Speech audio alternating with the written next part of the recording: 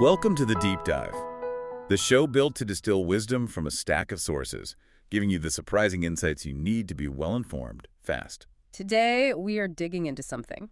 Well, something truly profound. We're doing a deep dive into excerpts from Ecclesiastes Chapter 11. It's an ancient text, but it reads like a modern guide to living. Yeah, it's penned by a figure we only know as the teacher. And what's remarkable is just how perfectly its advice maps onto our hyper-anxious, information-overloaded world. It really feels like an instruction manual for two huge modern problems. Paralyzing risk aversion and what you might call information paralysis. Absolutely. So our mission today is pretty straightforward. We're going to cut through all the historical context and just pull out the practical, timeless wisdom on how to act, how to make decisions when the future is, as it always is, completely uncertain. And what's so fascinating is the tension this text holds. It isn't about blind faith. It's about balancing two things that seem like opposites. Which are? On the one hand, you have this call for courageous, almost reckless, bold action. But on the other, there's this demand for prudent, really strategic risk management. So not just faith, it's strategic living. I like that. It's a blueprint for living in a world you can't predict. And the teacher kicks this whole thing off with this one central, kind of strange metaphor. He says, "Cast your bread upon the waters, for after many days you will find it again." Okay, let's unpack that. What is this asking us to do? It's such a radical call to action. It's basically telling us to operate with an open hand. An open hand. Yeah, I mean, picture, you're taking something valuable, bread, your resources, your capital, and you're just casting it onto the sea. You're making an investment with no guarantee, no clear timeline for a return. You're just trusting it'll come back. Yeah. Somehow. Exactly. You're putting resources out into the world, time, money, effort, and trusting that a return will eventually come back to you, even if you don't know how or when. So fundamentally, it's a direct attack on the fear of loss. That's it. Because if we hoard our bread, if we keep our capital locked away waiting for that perfect moment, we get nothing. We stagnate.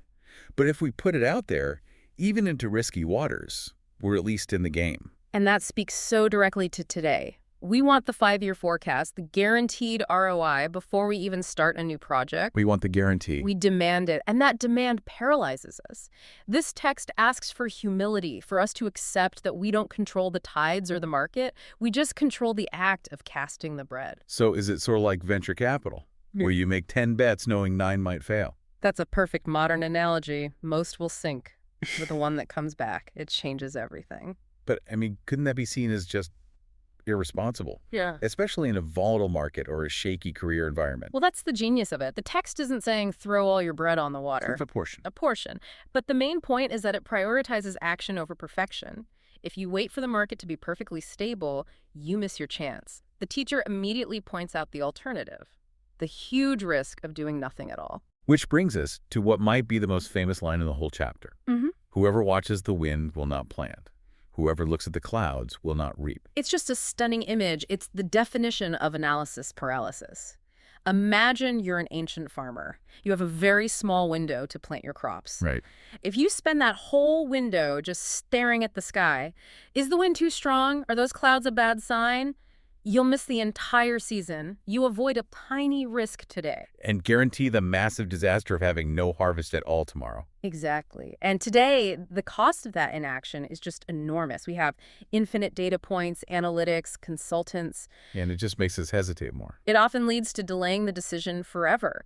A company waits 6 months for perfect market certainty, and in that time, a competitor launches an okay-ish product and captures the entire market. So the text is telling us to accept the uncertainty and act anyway. It is. And it raises a really important question for you, the person listening. Where are you right now? Just watching the wind. Okay, so that sets the stage perfectly, because the advice isn't just be reckless.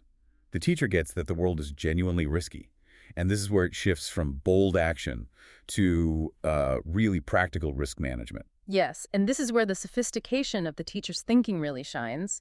The very next piece of advice is about diversification. Right.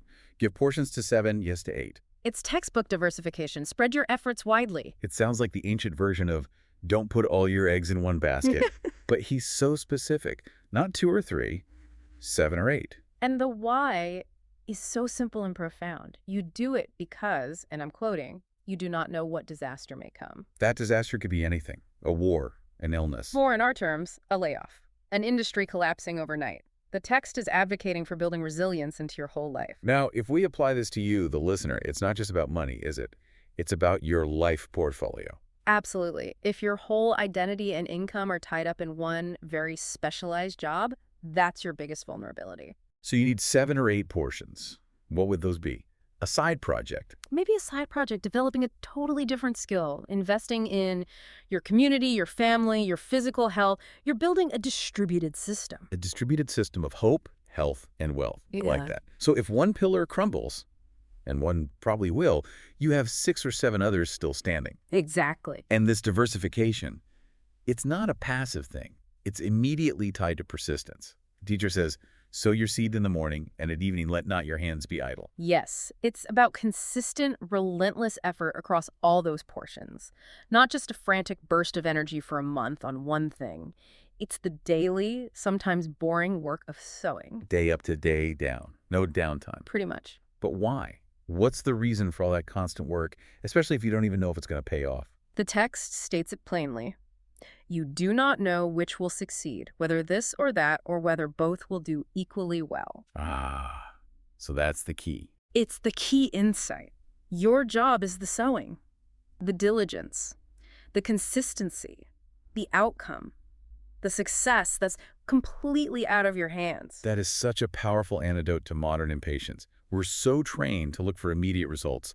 Likes, clicks, a signed contract in the first week. And if we don't get them, we quit. We assume it's a failure.